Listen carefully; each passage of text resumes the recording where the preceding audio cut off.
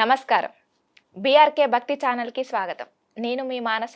ఈరోజు మనతో పాటు ఉన్నారు ప్రముఖ ఆధ్యాత్మికవేత్త, జ్యోతిష వాస్తు పండితులు బ్రహ్మశ్రీ వీరాపురం సుబ్రహ్మణ్య స్వామి గురువుగారు ఉన్నారు. గురువుగారిని అడిగి మనకు ఉగాది నుంచి అన్ని రాశుల వారికి ఎలా ఉండబోతుందో ఆ గురువుగారిని అడిగి తెలుసుకుందాం. నమస్కారం గురువుగారు. శుభాశీస్సులండి.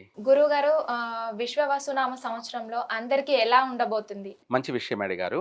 అంటే ఈ రాబోయేటువంటి కొత్త సంవత్సరం అంటే ఈ నూతన సంవత్సరం అనేది మీరన్నట్టుగా శ్రీ విశ్వవసునామ సంవత్సరం అంటే 2025.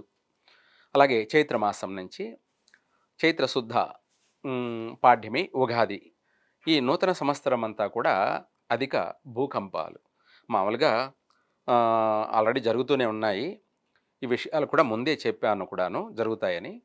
అయితే అధికంగా భూకంపాలు సంభవించడం, ఇవి మన భారతదేశంలోనూ అన్ని చోట్ల జరిగే అవకాశం ఉంది. అంతేకాకుండా విదేశాలలో అధికమైన మోతాదులో అంటే ఎక్కువగా జరిగే అవకాశం ఉంది. ఈ యొక్క భూకంపాల వల్ల ప్రాణ నష్టాలు ఎక్కువగా విదేశాల వారికి ప్రాణ నష్టాలు జరిగే అవకాశం ఉంది.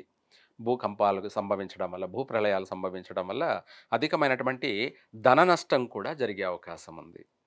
అధికమైన ధన నష్టము జరిగే అవకాశం ఉంది.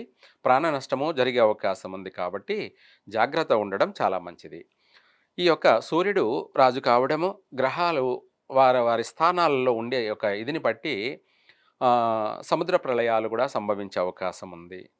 ఇదే కాకుండా ఆర్థికపరమైనటువంటి దేశవ్యాప్తంగా కూడా అధికంగా నష్టం సంభవించే అవకాశము, అలాగే ఎక్కువగా ప్రమాదాలు సంభవించే అవకాశము, వాహన ప్రమాదాలు కానీ, ఎయిర్ కోర్స్ అంటే విమానాల్లో కానీ ప్రమాదాలు సంభవించే అవకాశం కానీ, లేదా సముద్రంలో స్టీమర్లు, పడవలు కూడా మునిగిపోయేటువంటి ఎక్కువగాను నష్టాలు జరిగే అవకాశం కానీ, ఆర్థికపరమైనటువంటి నష్టాలు అధికంగా సంభవించే అవకాశము ఉంది. అంతేకాకుండా ప్రజలలో, నాయకులలోనూ రాజకీయ అవగాహన పెరిగిపోయి, అంటే మించి రాజకీయంలో ఎక్కువగా ఎవరికి వాళ్ళే రాజు అన్నట్టుగా, ఎవరికి వాళ్ళే అంటే ప్రతి ఒక్కరు కూడా ఎవరికి వాళ్ళే రాజు అన్నట్టుగా ప్రవర్తించడం వల్ల రాజకీయంగా కొంత అల్లకల్లోలం ఏర్పడే అవకాశాలు ఎక్కువగా ఉన్నాయి. గురుగారు 12 రాశుల వారికి ఉగాది నుంచి ఎలా ఉండబోతుంది? ముందుగా మేషరాశి వారికి ఉగాది నుంచి ఎలా ఉండబోతుంది? వారి యొక్క ఆదాయం, రాజపూజం గురించి తెలియజేయండి. అలాగే అమ్మా, మంచి విషయమే. మనము చెప్పుకుంటున్నట్టుగా ఈ విశ్వవసునామ సంవత్సరంలో 12 రాసుల వారికి కాను, అలాగే అందులో ముందుగా మేషరాశి వాళ్ళకి, ఈ మేషరాశి వాళ్ళకి ఈ యొక్క విశ్వవసునామ సంవత్సరం అంతా కూడా ఏదో రూపంగా అభివృద్ధి చెందడం అనేది జరుగుతుంది. ఏదో రకంగా కూడా అభివృద్ధి చెందడం జరుగుతుంది. అంటే వాళ్ళు చేసే పనుల్లో కానీ చక్కగా అభివృద్ధి చెందే అవకాశం ఉంది. అయితే చెప్పాలంటే ఈ యొక్క మేషరాశి వాళ్ళకి ఆదాయం 2, సంపాదన 2 ఈ సంవత్సరం అంతా కూడా.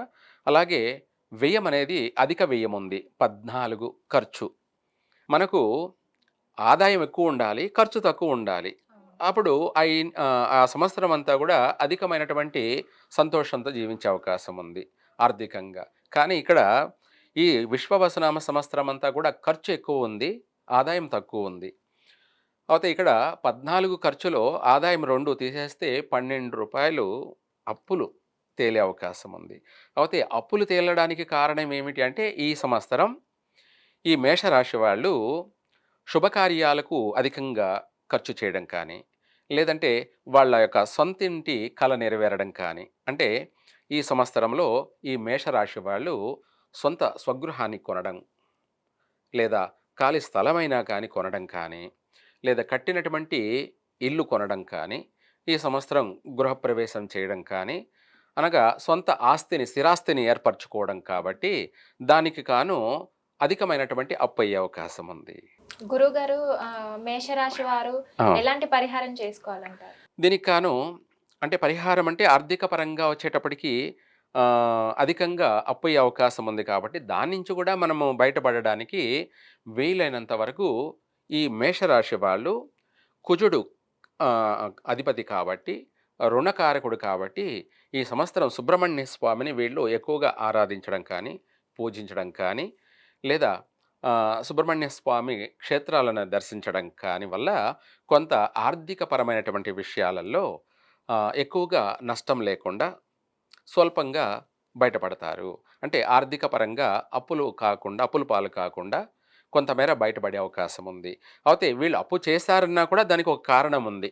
ఇందాక చెప్పుకున్నట్టు సొంత గృహాన్ని కొనడం, లేదంటే వాహనాలు ఏదన్నా కొనడం కానీ, లేదంటే వస్తువులు ఏదన్నా బంగారం, లేదంటే గృహ వస్తువులు ఏమైనా కానీ కొనడం కానీ, వీటితో పాటు శుభకార్యాలు కూడాను ఈ సంవత్సరం వివాహ ప్రయత్నం చేసేటువంటి వాళ్ళందరికీ ఈ సంవత్సరం వివాహం జరగడం జరుగుతుంది.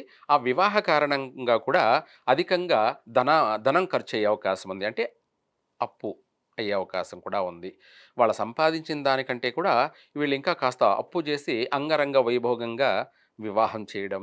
వీటికన్నిటికీ అధికమైనటువంటి ధనం ఖర్చు కావడం వల్ల ఈ సంవత్సరం అధికంగా అలా 14 ఖర్చు కావడం జరుగుతుంది. అందుకనేసి వీటి నుంచి మీరు అన్నట్టుగా పరిహారం అనేది సుబ్రహ్మణ్య స్వామిని పూజించడం వల్ల ఆర్థిక పరంగా బయటపడే అవకాశం ఉంది. ఆరోగ్య విషయంలో చాలా జాగ్రత్త ఉండాలి. అంటే ఆరోగ్య విషయంలో జాగ్రత్త ఏంటి అంటే, ఈ సంవత్సరం సంతాన విషయంలో కాస్త జాగ్రత్త వహించాలి.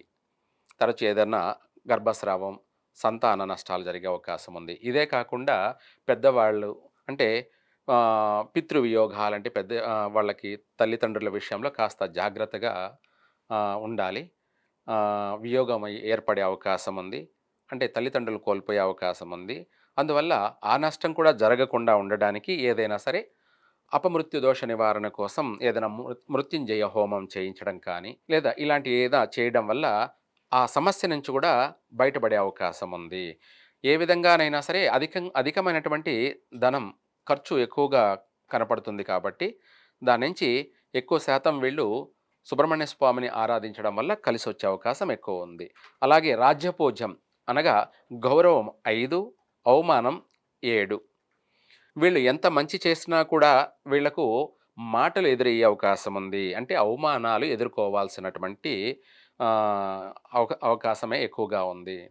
అంటే మంచి చేసి కూడా ఎదుటి వాళ్ళతో మాటలు పడడం, అందరితోనూ మాటలు పడే అవకాశం ఎక్కువగా ఉంది కాబట్టి ఈ యొక్క అవమానం అనేది అధికంగా ఉండడం వల్ల వీళ్ళు వీలైనంత వరకి కూడా నవగ్రహాలను శనివారం రోజు నవగ్రహాలనన్నా సందర్శించడం కానీ, లేదంటే ఆంజనేయ స్వామిని దర్శనం చేసుకోవడం వల్ల ఈ అవమానాల నుంచి కాస్త బయటపడే అవకాశం ఉంది. ఇదే కాకుండా ఇంకా కూడా ఏదైనా కల్లు ఉప్పు తీసుకొని తల మీద నుంచి 3 సార్లు కుడివైపుకి తిప్పి, 2 సార్లు ఎడమ వైపుకి తిప్పి, ఒక మగ్గులో నీళ్లు తీసుకొని అందులో ఈ ఉప్పు వేసేసి, ఆ నీళ్ళని బయట చెట్టుకు వేయడం వల్ల అవమానాల నుంచి బయటపడే అవకాశం ఉంది. అంటే రాజ్యపూజ్యం, గౌరవార్థం అనేది 10 మంది నుంచి మన్నన పొందడము. 10 మంది నుంచి ఎప్పుడైతే మనము గౌరవం పొందుతామో అప్పుడే మనకు సంతోషం అనేది కలుగుతుంది. కాబట్టి ఈ సంవత్సరం సంతోషంగా ఉండడానికి ఇలా చేయండి, చక్కగా కలిసొస్తుంది. ఓకే. పరిహారం గురించి చాలా చక్కగా వివరించారు గురుగారు. ధన్యవాదాలు. సర్వే జన సుఖినో భవంతు.